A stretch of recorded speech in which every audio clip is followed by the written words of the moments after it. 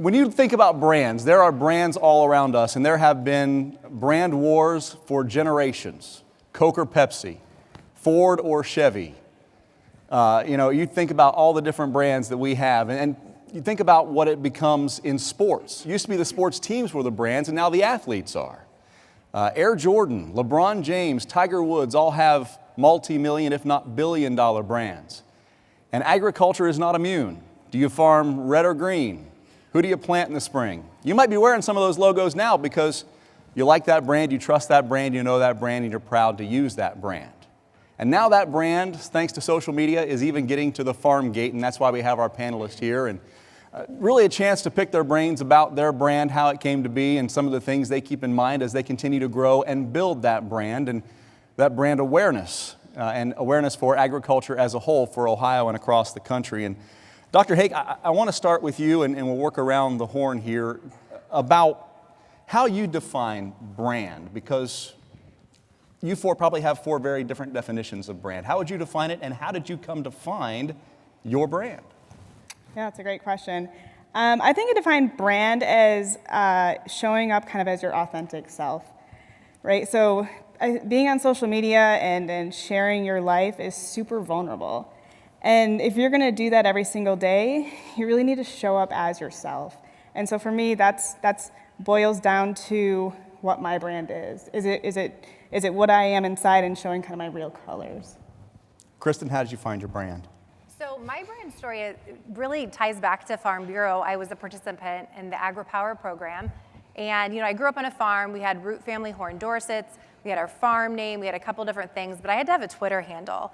And I had no idea. And they're like, make it something creative. Like, what are the words that mean a lot to you? I'm like, well, local at the time, was new and exciting. I lived on a farm and I was a mom, and so that's how Local Farm Moms started. And so over the years, my brand has changed, and there's been several that have kind of merged together, which has been very exciting, and we can talk about that later, I'm sure. But I think as you grow as a person, your brand sometimes also changes, or maybe there's a couple brands, and I know you have something similar there as well. So, but that's how I got my start with my brand, was Agri-Power. Yeah, I can't wait to talk about that multi-layered brand that you all have, Dr. Ison, you included. How did you find your brand, and how would you define brand for you? Just to kind of mimic all the other ladies, it's really finding who you are, what you do, and what you're passionate about. And so for me, I really try to lean a lot more on kind of what my background is, what I've worked for, and what I really enjoy doing. Rebecca, define brand for me. I mean, I'm last. It's kind of a bad position to be in, right? But I completely agree. For me, it's been focusing on family farming, because that's what we are, is a family farm, and just sharing what we do as a family day in and day out and being authentic. That has created our brand. How important is being authentic, and how difficult is it? Because you're going to be seen by tens of thousands of people every time you post. So I'll start with you, Rebecca, for this question to put you in the lead spot. But how hard is it to be yourself? Well, I don't think it's hard to be yourself, because that's who you are. Just be true to yourself and be honest, but that does bring its challenges, like you kind of said. You're going to have the naysayers and the negative comments and feedback at times. But I have found that for every one of those negative comments, there's hundreds of positives. And just focusing on the positives that are there and having those people back you up, it beats all the negatives. And you're going to have negatives, but that's okay. We're going to talk negatives here in a bit, because I know we all have stories about that. You mentioned the naysayers, and that is an interesting part of this conversation, because you have to stay above the fray. We'll get into that a little later. But Kristin, how about for you? Well, I think that you are yourself. And so I think the hardest thing to do is okay, what would you say to your friends, and then what would you say on social media? Because I always say not everything belongs on social media. But I know when the kids were in preschool, I did a lot of talking to the preschool car line, and I wanted to be the person that I talked to in that preschool pickup line. We would talk about food, and we would talk about snack time and all those different things. So I wanted to be myself, but yet, you have to talk about everything that happens on the farm. And so I think sometimes that's a little tricky. How are you going to do it? So I just pretend that I'm, talking to the preschool car pickup line, just like how I would talk to my friends. And I think that's just made it easy. And I think when you're authentic, it kind of just flies. like my real self doesn't look like this every day. I don't wear nice clothes all the time. Usually I'm in a t-shirt and jeans and I'm really dirty. So people are like, that's not what you look like on a normal basis. So that's like the one big difference. But I think we all do such a great job of what the day-to-day real life is. And I think it just becomes natural. I don't even think anymore you really have to try. It's just, you just happen to be recording what you're doing. Dr. Hake, I think anymore, especially within the ag audience, that people can sniff out if you're not being authentic. Absolutely. That's important, right? In order to keep your audience, maintain and grow, you really have to stay with who you are. Yeah, I agree with that. And I think also kind of defining who your audience is. I think the biggest fear within agriculture is what other farmers think. It really is. Like, those are the worst comments of like, why are you doing that? That's a stupid way to feed your cows. And you're just like, But really, when I have to go back to like, why am I doing this? And for me, it's that movable middle, right? That's that mom at the grocery store who's trying to make the right decision for her family, my community members who are going to go petition us building a farm or not building a farm and how they feel about that, right? And so that's really when we're posting is, yes, obviously I'm trying to build bridges and connections within agriculture, but at the end of the day, I'm really trying to influence the people who are trying to make decisions about what they eat. Dr. Ison, did you know you had a brand when you started posting? Did you realize that's what you were doing? Absolutely not. I kind of started because of getting in with AgriPower and a couple other organizations that were like, hey, you need to have a social media account. And I was like, all right, but what do I really do with this? And how do you define yourself? Because I think we do have a lot of facets. And when it comes to making your brand, you kind of do have to put some buckets together to kind of talk about whether it's farming, family, food recipes, what we do on the farm, and what your science background is, if that's kind of part of one of my buckets as well. And so I'm still continually really trying to hone in on some of those, and that's okay. So like I'm continually, like every couple of months, I'm like, okay, is this really who I am? Is this really what my audience is really digging into? And so sometimes, kind of like Dr. Hake mentioned, who your audience is and defining those, and I've kind of tried to mold a little bit of the information that I'm providing them based on the feedback that I'm getting. Be like, I throw something out there and they might be like, hey, that's really cool, and you get a lot of interaction. I'm like, I never thought they would think that's interesting. And so you kind of dig in on that area and be like, maybe this really is who I am. Maybe this is what my brand is supposed to be. And so you can continue to like mold that and be fluid as you continue to grow yourself and define yourself. And my life stage, when I started, I only had one kid, and now I'm kind of even more of a mom with the third one. And so I'm kind of leaning into that more, because that has drastically changed who I am and what my presence is on social media, and what makes my brand is adding that mom bucket. And that's what allows a lot of people to relate to me. So leaning into that as well to make those connections. It's a constant evolution, right, Kristin? I mean, from the day one, you put your first post out there. I'm sure if you look back, you might be a little bit embarrassed about what that looked like as you began to improve your messaging and figure out exactly what you wanted to say. Yeah, I think it changes, in every phase of life. So right now we're in the teenager phase, and it's a really fun phase. Yeah, it is. It's a little scary, but it's really fun. And so, we have good conversations at the dinner table with our own kids, and then we have conversations with other teenagers, and we have teenagers watching, the social media, and like, oh, we all watched your Instagram story today. And so that's fun. So that's changing, because I can guarantee you, when I started, there weren't teenagers watching, my Instagram page. So, but it does change, and I think you're not changing as a person, just kind of your story is changing, and it's not necessarily a bad thing at all. It's just you're still true to yourself, but how you tell your story changes a little bit. And, I think it's fun to watch it change. It grows. And, I'm in the period right now that you guys are all a little different. Like your kids are a little younger, your businesses are a little different. And so my brand has switched from maybe my own personal brand to maybe our more farm brand. That's where I spend most of my time now. And so the fun thing about that is that I don't have huge numbers on Local Farm Mom, but I have a really good group of people. And I have people that are really loyal, and they ask questions, and we have great conversations on and offline. And so as we've switched over to the Patterson Fruit Farm brand and everything we do there, Bill, like, he laughs sometimes, like, people will come in and they're like, is Local Farm Mom here today? Like, I'm like, oh my gosh, that's so embarrassing. But I'm like, you do have those people who, they really do rely on you for information, for food information, for farming and meat and all the different things. They have questions. And that's what I love, is that if people have questions, they come to you and ask. And I think that's when I know at the end of the day, we have all gone through this, I'm sure. Why do we do this? Like, oh my gosh, why do we put our stuff out here every day? And that's why, because people do care. And it's just exciting to see kind of as it changes, your core people are still there. Dr. Hake, how has your brand evolved over the years? Well, I don't know about any of you guys in the room, but I wasn't a social media expert or comms expert with my degrees. And so it has to be an evolution, right? We've learned along the way. I think one thing when I came out and I started my social media, I talked about veal calves. And if you want to get baptized by fire on social media, yeah, you should talk about that. And so, there was a lot of learnings for me. And, as a vet, I'd be shared like, hey, I'm draining an abscess today. And people would be like, that's awesome. We love abscesses. And I was like, me too. But then I realized as I went down the road and I realized what my journey was, I was like, hey, I'm really trying to make people feel good about meat and proteins, right? And so for me, I've really moved away from that of like, hey, I'm not preaching to my own choir. These are the people that are already going to be eating meat, right? And that can be taken out of context. So it has been an evolution of how I share things and what lens I put it under to make sure that I'm building trust with consumers. Rebecca, how's it changed for you? Well, originally when I started a Facebook page or social media pages for the farm, it was to sell freezer beef. I mean, that was the goal. I wanted more of a role on the farm, and my husband said, well, you know what?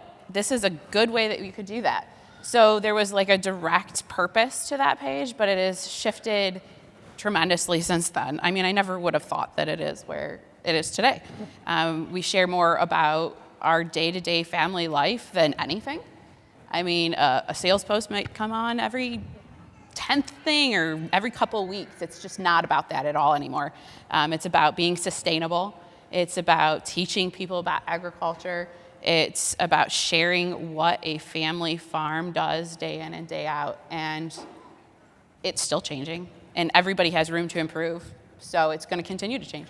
I think when people hear the word brand for the first time, they might think about that sales part of it, right? You have your logo on your page and you have all this freezer beef that you need to get rid of, and that's how you're going to do it, by building your brand. But I think with all four of you that you found a balance between the educational component, the entertaining component, and also the consumer component of it. Talk about that and how you find that balance, Dr. Ison, between that consumer outreach, but also wanting that consumer to reach back out to you and hopefully buy one of your products.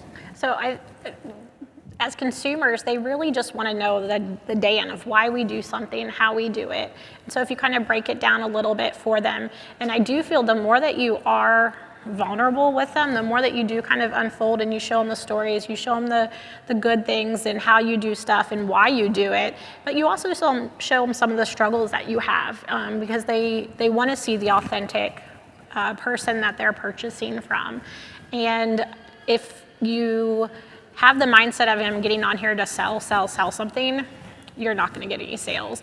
They want to trust you, and so it's more of building that friendship. So the more that you can just show yourself, and business aside from anything, that's what really drives people into buying your product and buying your meat. So yeah, I have pasture-raised chicken, but they're not really buying the pasture-raised chicken to buy the pasture-raised chicken. They're buying the pasture-raised chicken to purchase from me and my family, and they love seeing my kids, and I do show my kids on social media, and that's definitely something that people have different opinions on, and I can't possibly be anywhere without my kids. So it's I show them or I don't have a social media right now, and that was what works for me, and people really like that, and they love having just that relationship with you. And I think that's what's created long-term customers, is building that relationship, having that friendship with them. And then in turn, they're like, hey, I want to support your family. Like, that's what it is. They love our meat, they love our product, and they love our family. And that's what continues to them to click the buy button that they can find on the website. Rebecca, I would have guessed it was 50-50. If I were just, a consumer just wondering about brand awareness and getting that message and what you guys do, I thought it would be more of a balance. You said maybe 1 in 10 posts is a salesy type of thing. How did you get to that ratio? Well, network marketing, I have a little bit in my background, and it kind of taught me things, to be honest. But people want that connection. And we all sitting in this room have education as far as teaching people about ag, but the problem is that people don't want education thrown down their throats. And they're not going to trust that if somebody's just talking about how they know everything. They need to form that relationship. They need to make that connection, and then maybe throw an educational post out there, and they're going to trust that because they've formed that relationship with you and that connection, and they trust you. So there is a theory that people have to see things 9 times before they'll actually pull the trigger or hit that click buy button, and that's fine, but you need to spread out those 9 times. If it's 9 times down their throat, that's not going to work. And it's not all about agriculture. That's one thing I noticed, Dr. Hake, about your post is we can talk about, abscess and things that you do on the farm, but you also have a video of making fun of your vertical challengedness, reaching for the top cupboard. But it's just fun, right? It's just you making fun of yourself, and that doesn't have to be Aggie at all, but it's just another way to show your personality. Yeah, I think that's what really resonates with people, again, when we're talking about building trust and we're talking about educating consumers. I sit in the same camp of consumers do not want to be educated.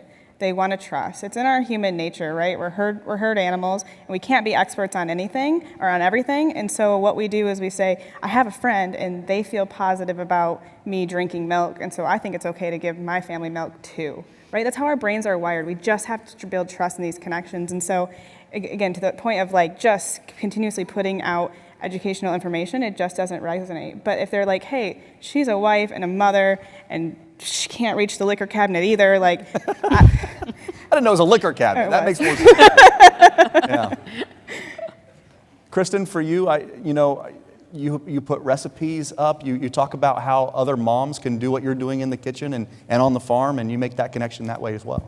I think it is all about the relationships, and I think just everything that we do in our life, just inviting other people into our kitchens just to cook and cook with their kids, and this happens to be where our chicken comes from. We raise it. But, I take it back to the main reason that when I started Local Farm On was that we were a small niche farm, not producing food really for the world.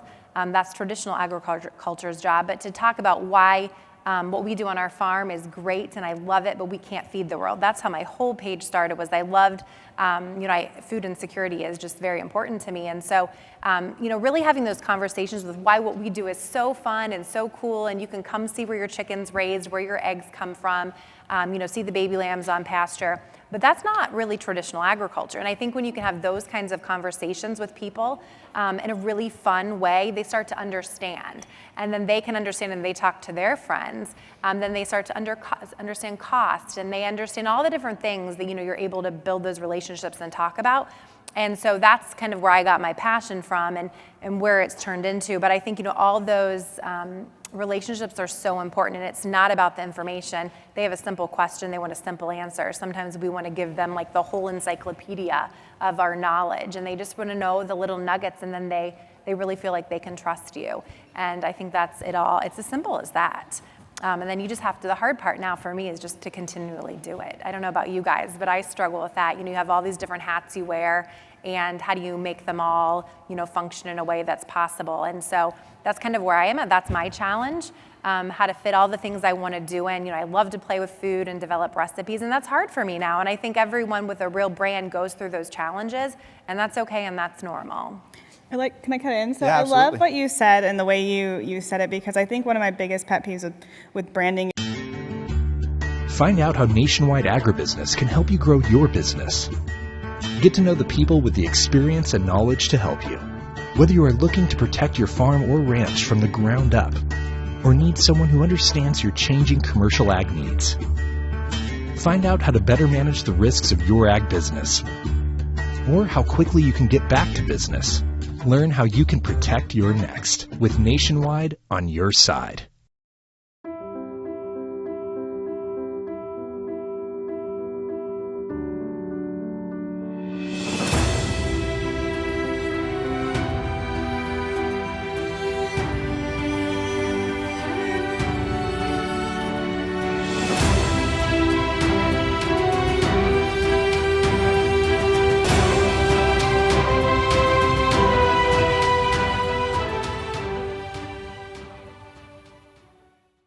real quick answers from all four of you about the frequency of posts.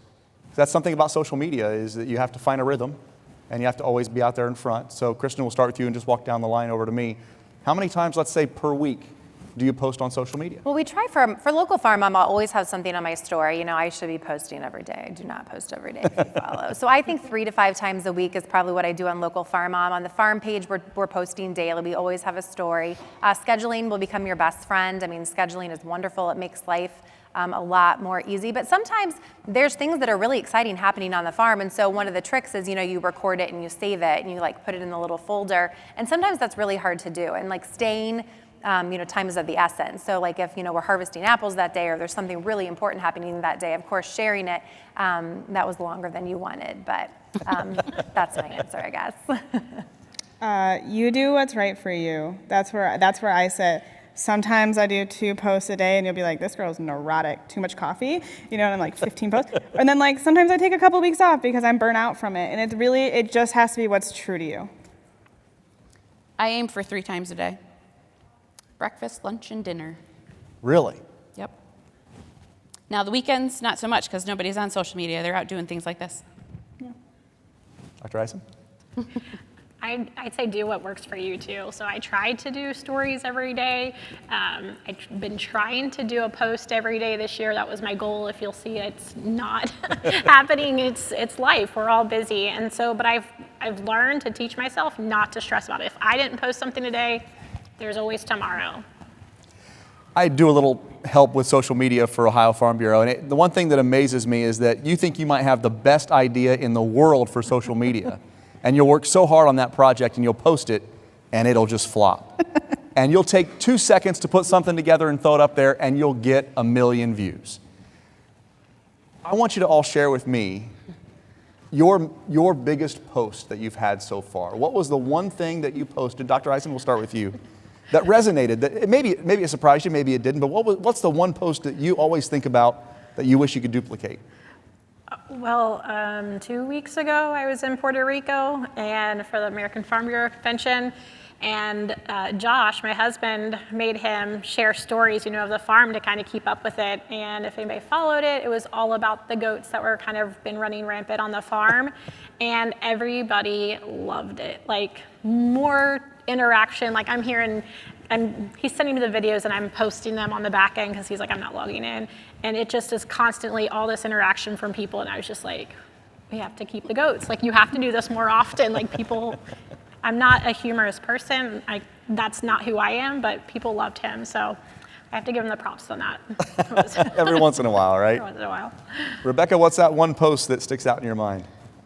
There's a couple, but most recently probably putting ketchup on steak and how all of us in the cattle industry are not dealing with winters like this for people to put ketchup on steak. I don't care, just eat beef. Exactly. So I kind of have 2. Anytime I put like a video of like my McCoy, especially just messing with like our cattle or anything like that, people love those. And then I have my husband and our hired guy whose name's Jake, and it's Jake from Hake Farms, and they do some takeovers, and people they love that content over anything I do. So red polo and khakis and the whole bit. I should make him do that. That's yeah, good. you really should. Mine's not farm related at all, and it's actually a really funny one. So Bill, my husband, he doesn't really like social media, and he doesn't like to be on it very often. And so he follows me, and he loves my stuff. He loves your stuff. Yeah. He doesn't watch my stuff. Yeah. So Sam went to band camp at Ohio State, and so I don't know, I was just like recording. He could not get his key card to work to go into his dorm room, and like he tried. And he tried again. I'm like, oh my gosh, you can't even get in the room. So then Bill takes the card and he just like gets right in. And I'm like, that's how it's done. 1, 2, 3. It was like wildly popular. I mean, that took no time and it wasn't even that funny. But then when you put it to the right song, you know, it becomes kind of funny. So we like to say that Bill's a little, you know, Insta famous. Let's take it the other way. We talked about the naysayers, and you know, agriculture is not always pretty, but you need to be authentic. You need to tell the actual story of agriculture. Dr. Hake, I know you had a really emotional post just a couple of days ago. You lost a calf. You explained during that post that you spent a lot of money on that calf. You spent a lot of money on the medication to try to keep that calf around, and it just didn't work out. When you post like that, sorry, I know it was recent and it's tough, but But my question to you is, though, do people get backlash for seeing things like that aren't used to seeing it like you might be used to seeing it? I think in those moments when it's authentic, you might be talking about the one I had a hardware disease and I cut open my cow and took the calf out, and I was really pregnant, you guys, and I cried. I blame the pregnancy hormones. But people really resonate with that, right? Like, they understand that people love what they're doing. They love their cattle when they see you emotional. And so if you put it in context and you share what you're doing and you share why this is a hardship and why this happened, most people understand that. Do you have trolls, though? Oh, 100%. Tell me about them. I posted a video the other day of pulling blood out of a tail vein on a cow, and I wasn't wearing gloves, and people lost it. Just lost it. And I was like, I also just gave this calf a bath, and like, the gloves aren't going to change anything. So it's very much, it's just like, it's funny things that people really pick up on. My husband, he'll read these comments, and he'll be like, I don't know how you deal with this. Like, how do you just don't. Like, you just can't care. Like, because everyone can do anything on a keyboard, right? And you just gotta like let that stuff go and just stay back of like, okay, this is still my goal. And if people are engaging with your posts and saying negative things, it's still engagement. It's still good for you and building your brand and your posts, so it's positive. You have to have pretty thick skin, though, don't you? Negative attention is still attention. And even though it's hard. It's very hard some days to not just type right back, but stepping back, and honestly, the more people, and I know all of you guys can attest to this, the bigger following you have and the more people that follow you, they will have your back. And most of the time, I don't even have to say anything back anymore, because the people that know us and have that connection and have built that relationship will answer for me. Dr. Ison, any naysayers out there that you have to deal with? I'm not going to say it loud on the microphone. I've never had any major things, but I maybe am not as open, as vulnerable with some things that attract some of those naysayers, I guess. So I have been able to avoid that. So we'll just hopefully can keep with that a little bit. But so I haven't necessarily, but I totally agree. If something does come out or somebody says something, your friends, your other people that you've never even met on social media. Like, I have some of my best friends that I met on social media. Some of them I hadn't even met for several years. And then it was like, we got together in person and it's like, oh, I feel like I've grew up with you. But those are the people that do comment and say, hey, maybe it did come off this way, or maybe we can look at it from a different direction or a different perspective. So you've changed people's minds. Can all of you say that during these conversations when there's that opportunity for education, that you actually are able to, I don't want to say talk sense into somebody, but at least get them to understand what you're trying to accomplish?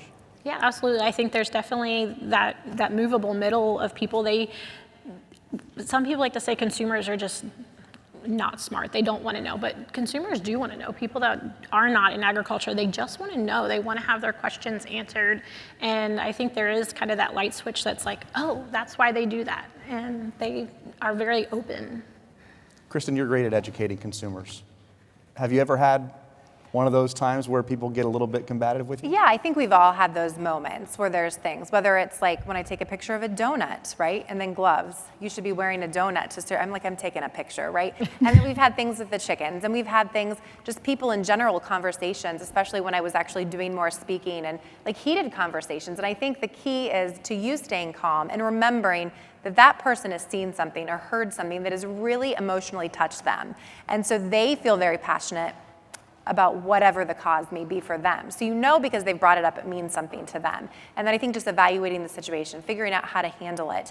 And it's okay to say, you know what, that's not my area of expertise, but I've got someone else that I really want you to have that conversation with. But it's picking and choosing. Sometimes you just don't need to respond. Sometimes you just hit pause and you wait and you develop a comment and you send it back. So every situation's different. But I don't have a lot anymore.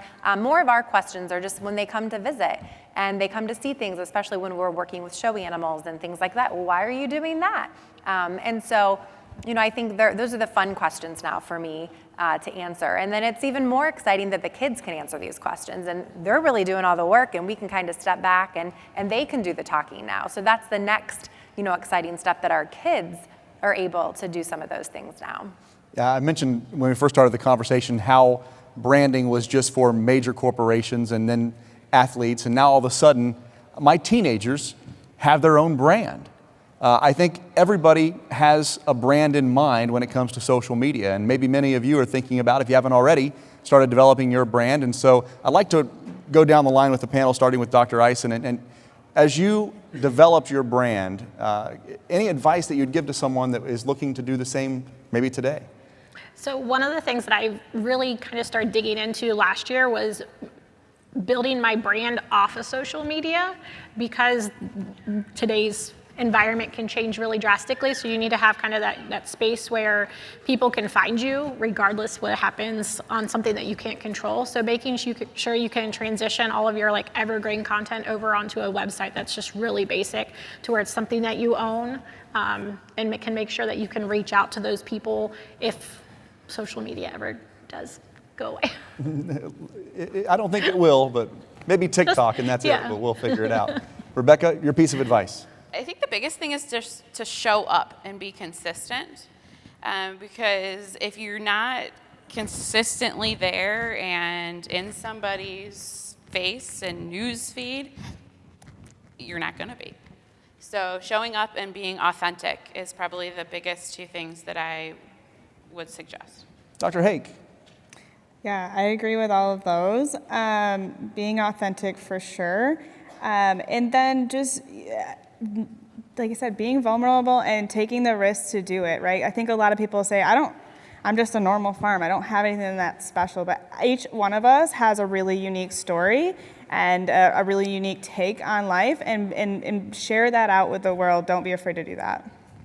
I agree with all of you. I think my one simple thing was, if you have an idea, buy your domain name right now. I mean, I'm thinking of Adele, like they were selling beef and they sold beef off the farm, and I'm like, what's your website? She's like, well, I don't really have one. This has been years ago.